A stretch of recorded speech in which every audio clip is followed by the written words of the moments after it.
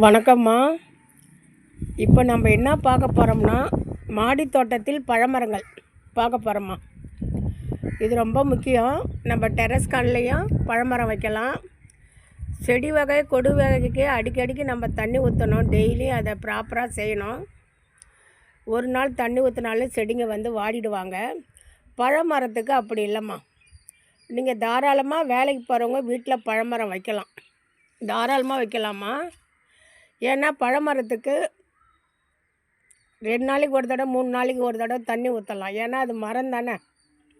சரிங்களா. இது பாயிண்ட் ரொம்ப முக்கியமானதுமா. பாயிண்ட் 1. பாயிண்ட் 2 வந்து எனக்கே பாருங்கள், மண் கம்மியாக இருக்குது பாருங்கள். இந்த வாட்டர் ஆப்பிள் வச்சு 1.5 வருஷம் ஆகுதுமா. இன்னும் இதுக்கு நான் மண் போடணும். மண் மட்டும் போட மாட்டேன், மண்ணோடு சேர்ந்து எருவும் போடுவேன். சரிங்களா. அந்த மாதிரி நீங்கள் பழமரம் வச்சுருந்தா போதிய மண் அளவு இருக்கா, எரு இருக்கான்னு பார்த்துங்க. சரிங்களா. 2வது, நம்ம பழமரம் வைக்கிறது மாடி தோட்டத்தில் ரொம்ப ரொம்ப ஈஸிமா. ஆனால் இந்த மாதிரி ட்ரம்மில் வைக்கணும். பெரிய க்ரோ பேக்கில் வைக்கலாம்.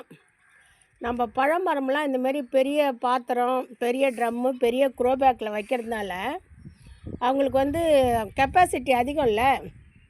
கொள்ளளவு எவ்வளோ இருக்கோ அந்த அளவுக்கு வேர் விடுவாங்க, நல்ல வளர்ச்சியும் வளருவாங்க. சரிங்களா. இவங்க இன்னும் உயரமாக இருப்பாங்கம்மா. நான் ஒரு தவறு ஒன்று செஞ்சுட்டேன். எல்லா செடியிலும் முத்து இலை கிள்ளுற மாதிரி இதில் கிள்ளிட்டோம்மா. கிள்ளி இங்கே பாருங்கள், இந்த மரமே 2ஆக கிழிஞ்சிடுச்சு. அப்படியே அந்த துணி கிழிகிற மாதிரி 2ஆக கிழிஞ்சி நான் சேர்த்து டேக் போட்டு ஒட்டி வச்சுருங்க பாருங்கள். இது என்னுடைய அனுபவத்தில் நான் செஞ்ச தவறு. நீங்கள் அந்த மாதிரி செய்யக்கூடாது. சரிங்களா. அந்த மாதிரி வாட்டர் ஆப்பிளில் மட்டும் கையை வைக்கக்கூடாதுமா. வாட்டர் ஆப்பிள் வந்து வெயிலில் வச்சா எனக்கு வளர்த்தி வரலைம்மா. என்னை வந்து அந்த மரம் வந்து நிழலில் தான் வைக்க சொல்லுது. வாட்டர் ஆப்பிளும் மாதுளமும் நான் லாஸ்ட் இயர் வந்து வெயிலில் வச்சேம்மா. ஒரு 2 மந்த் இருந்தாங்க. அவங்களுடைய வளர்ச்சி, அந்த பசுமை தன்மைலாம் எனக்கு மனசு சரியில்லைம்மா. திரும்ப கொண்டாந்து நான் க்ரீன் நெட்லேயே வச்சிட்டேன். இப்போ என்கிட்ட 2 பழமரமும், மாதுளையும் நிழலில் ஆஃப் நிழலில் தான் இருக்குது, வாட்டர் ஆப்பிளும் ஆஃப் நிழலில் தான் இருக்குது. இது என்னுடைய மரத்தோடைய தன்மையாக என்னன்னு தெரியல. ஆனால் பழமரத்துக்கு sun, water, soil, fertiliser, pruning means கவாத்து, இது ப்ராப்பராக இருக்கணும். பட் வாட்டர் ஆப்பிளில் என்னால் பேர்ன் பண்ணி தான் இந்த மாதிரி ஆயிடுச்சு. அதை உங்களுக்கு தெரிவிச்சுக்கிறேம்மா. அதனால் வாட்டர் ஆப்பிளில் கையை வைக்காதீங்க. ஆனால் இதில் ஒரு இது நடந்துருச்சுமா. அதை பாருங்கள், இதில் கூட வெள்ளைப்பூச்சி வந்துடுச்சு பாருங்கள். நான் கிள்ளி விட்டு இதே மாதிரி இருந்ததுமா. இந்த இலையெல்லாம் கிள்ளிட்டு அப்புறம் நான் வேப்ப எண்ணெய் காதி சோப்பு தான் போட்டேன். அது அடித்த உடனே செடி வந்து ஒரு ஷைனிங் கொடுத்தாங்கம்மா. வேப்ப எண்ணெய் காதி சோப்பும் போட்ட உடனே செடி ஒரு ஷைனிங் கொடுத்தாங்க. இப்போ பரவாயில்ல, வாட்டர் ஆப்பிள் நல்லா இருக்காங்க. ஆனால் நான் அந்த முத்தி இலையெல்லாம் கிள்ளினதுக்கப்புறம் ஒரு 3 மாதம் அப்படியே இருந்துட்டாங்கம்மா. எனக்கு மனசு ரொம்ப கஷ்டமாயிடுச்சு. அப்புறமா தான் இவங்க துளிர் எடுத்துக்கிட்டாங்க. அதேமாரி நம்ம கவாத்து பண்ணால் இவங்க ரொம்ப நாள் வந்து எடுத்துக்கிறாங்க. அதனால் நம்ம வாட்டர் ஆப்பிளில் எக்காரணம் கொண்டும் கையை வைக்கக்கூடாது. இந்த அம்மா ஸ்டார் ஆப்பிள், அவங்க பூக்கள் எப்படி இருக்காங்க பாருங்கள். பூ வந்து ஒரு மாதிரி மெரூன் கலர், மில்க் கலரில் இருக்காங்களா. இங்கே பாருங்கள், வாட்டர் ஆப்பிள் பூ வந்து இப்படி தான் இருக்கும். சரிங்களா. இதை பாருங்கள், அந்த பக்கம் போகிறாங்க பாருங்கள். இவங்க நல்ல வெயில்லம்மா. இதான் இவங்க வச்சுக்கிற பிஞ்சி. இதோ நிறையா இருக்குது பாருங்கள், தெரியுதுங்களா. இதோ பிஞ்சி தெரியலையாட்டுருக்கு. பிஞ்சு நிறையா வச்சுருக்காங்க பாருங்கள். இதோ இந்த பக்கமும் இருக்குது பாருங்கள். இதெல்லாம் வாட்டர் ஆப்பிள். இப்போ நிறைய பிஞ்சு வச்சுருந்தா ஒன்று இருக்குது பாருங்கள், தெரியுதாம்மா. இந்த ஒன்று இது வந்து புளிப்பாக இருக்கிறதுமா. நல்லா பழுத்தாதான் நல்லாயிருக்கும். இதாம்மா ஸ்டார் ஃப்ரூட்டு. ஆனால் ஸ்டார் ஃப்ரூட் வந்து நல்ல வெயிலில் இருக்கணுமா. இவங்க வந்து புளிச்சக்காய் குடும்ப வகையை சார்ந்தவங்க. மீன் குழம்புக்கு நம்ம பேரண்ட்ஸு, நீங்கள் வைக்கிறீங்களான்னு தெரியாது. இந்த வரைக்கும் பாருங்கள் அந்த காய்கள். நம்ம பேரண்ட்ஸுங்க வந்து புளிச்சக்காய் போட்டு மீன் குழம்பு வச்சுருப்பாங்க. அந்த குடும்பத்தை சேர்ந்ததுமா. இது வந்து புளிக்குது, நல்லா பழுத்து மஞ்சள் ஆனால் நல்லாயிருக்கு. இது நாங்கள் சாப்பிட மாட்டோமா. என் பெரிய மருமகனுக்கு இது ரொம்ப பிடிக்குது. பெரிய பொண்ணு வீட்டுக்காருக்கு எவ்வளோ இது பண்ணாலும் அங்கே கொடுத்து விட்டுடுவோம்மா. ஆனால் இனிமேல் காய் பெருசானா மீன் குழம்பு வைக்கணும்னு நினச்சிட்ருக்கம்மா. எங்கள் ஸ்டார் ஆப்பிள் எதில் வச்சுருக்கேன் பாருங்கள். தக்காளி கூடையில் தாம்மா வச்சுருக்கேன். கீழே தக்காளி கூடை, சின்ன க்ரோ பேக்கு. இப்போ 3வது தடவை காய் வச்சுருக்காங்க. இது வந்து தருமபுரியில் ஆன்லைனில் வாங்கினம்மா. இது இப்போதாம்மா காய் நல்லா கிளியராக தெரியுறாங்க. தருமபுரியில் ஆன்லைனில் வாங்கினவுடனே இவங்க வந்து சோடையே போகலம்மா. இவங்க மாட்டும் பூ வைப்பாங்க, இவங்க மாட்டும் காய்ப்பாங்க. காற்றுல அந்த பிஞ்செல்லாம் விழுமா. பிஞ்செல்லாம் விழுந்ததுக்கப்புறம் எப்படியும் நமக்கு 20 25 கொத்து கொத்தாக பெருசாக நெத்தாக கிடைப்பாங்கம்மா. அவங்க உருவம் எப்படி இருக்குன்னா, ஒரு பெரிய பலாசோலை எப்படி இருக்கும், நல்லா நமக்கு பழுத்து கொடுக்குற ஸ்டேஜில் ஒரு பலாசோலை ரேட்டுக்கு இருக்குமா. இது வந்து ஸ்டார் ஃப்ரூட்டு. ஸ்டார் ஃப்ரூட்டில் 2 வகை இருக்குது. இனிப்பு வகை ஒன்று, புளிப்பு வகை ஒன்று. இவங்க இனிப்பு வகையை புளிப்பு வகையை சேர்ந்தவங்க. அதான் புளிச்சக்காய் ஃபேமிலினால.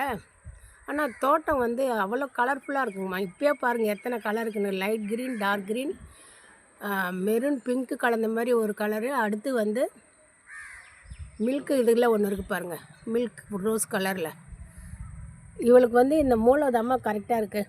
ஆனால் எலியில் கீழே நோண்டுவா. ரெகுலராக வந்து இவளுக்கு தண்ணி ஊற்றிக்கின்னு இவளை பார்த்துக்கணும். இப்போ டெரஸ் கார்டனில் 3வது மரம் போகிறோம்மா. ஃபஸ்ட்டு வாட்டர் ஆப்பிள் போட்டேன். Water apple rare fruit, sweet நிறைந்தது. ஸ்டார் ஆப்பிள் வந்து புளிப்புத்தன்மை, பழுத்தா நல்லா இருப்பாங்க, நீர் சத்து அதிகமாக அதில். இப்போ வந்து அத்திப்பழம் போடுறேன். அத்திப்பழத்தோடைய ட்ரம்மு பாருங்கள் எவ்வளோ பெருசு இருக்குன்னு. பழமரம்லாம் இந்த மாதிரி பெரிய ட்ரம்மு இல்லைன்னா க்ரோ பேக்கில் தான் வைக்கணும். அப்போ தான் நமக்கு வந்து ரொம்ப லாங் பீரியடு பலன் கொடுப்பாங்க. இதில் அத்திக்காய் காய்ச்சிருக்காங்க பாருங்கள். 4 நாளைக்கு முன்னே ஒரு அத்திக்காய் பறித்தேன். அது அப்படியே கருப்பு உடனே மாதிரி ஆயிடுச்சுமா. இது உள்ளே ஒரு 4 பழம் இருக்காங்க. உங்களுக்கு தெரியுதா என்னன்னு தெரியல. அப்புறம் இங்கே வாங்க, இங்கே எப்படி ஒரு 10-15 பழம் இருக்காங்கம்மா. அத்திப்பழம் ஹெல்த்துக்கு ரொம்ப நல்லது. இதில் ட்ரை ஃப்ரூட்ஸ்லேயே சுமுத்து குடிக்கும்போது போட்டு ஊற வச்சு, இதை சின்ன சின்ன பிஞ்சு இருக்காங்க பாருங்கள், ஊற வச்சு குடிக்கிறோம். அத்திப்பழம், பாதாம், பிஸ்தா, அக்ரூட்டெல்லாம் போட்டு ஒரு 4 நாள் பேரிச்சை 2 போதுமா. ஒரு 4 வகை 5 வகை நைட்டு தண்ணியில் ஊற வச்சு காலையில் நம்ம அதை மிக்சியில் அரைச்சி குடித்தா ஹெல்த்துக்கு அவ்வளோ நல்லது. நாம் ஏன் அத்திப்பழத்தை அப்படி பறிப்போம், நம்ம மரத்துலேயே பறித்து நாமளே சாப்பிட்லாமே. இதில் 2 பழத்து தான். ஒன்று பூஜை ரூமில் வச்சேன், என் கைக்கு வரல. இன்னும் ஒன்று இங்கேயே வந்து அது உள்ளே இருக்கிறதெல்லாம் வெளியே வந்து ஒரு மாதிரி சொத்த மாதிரி இருந்ததுமா. லைவ் போடும்போது எடுத்து காமிச்சேன்.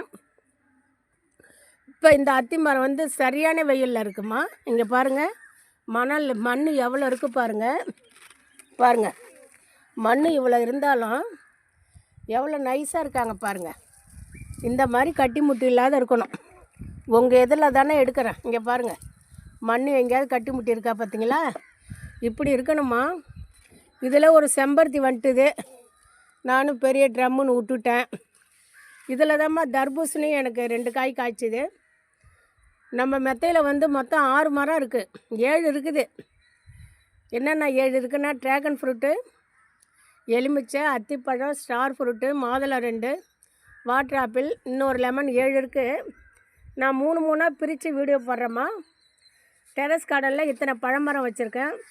தோட்டம் வச்சு பராமரிக்க முடியாதவங்க, வேலைக்கு போகிறவங்க, என்னால் ரெகுலராக தண்ணி ஊற்ற முடியாது அப்படின்னு நீங்கள் ஆசைப்பட்டு உங்களுக்கு தோட்டம் வைக்கிற ஆசை இருந்தால் நீங்கள் வந்து அழகாக பழமரம் வைக்கலாமா.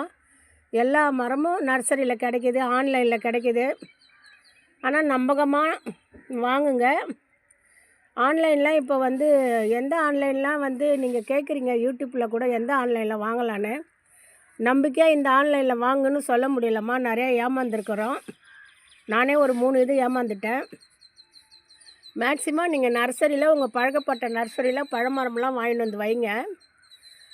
அத்தி பழம் வந்து ஹெல்த்துக்கு ரொம்ப நல்லது.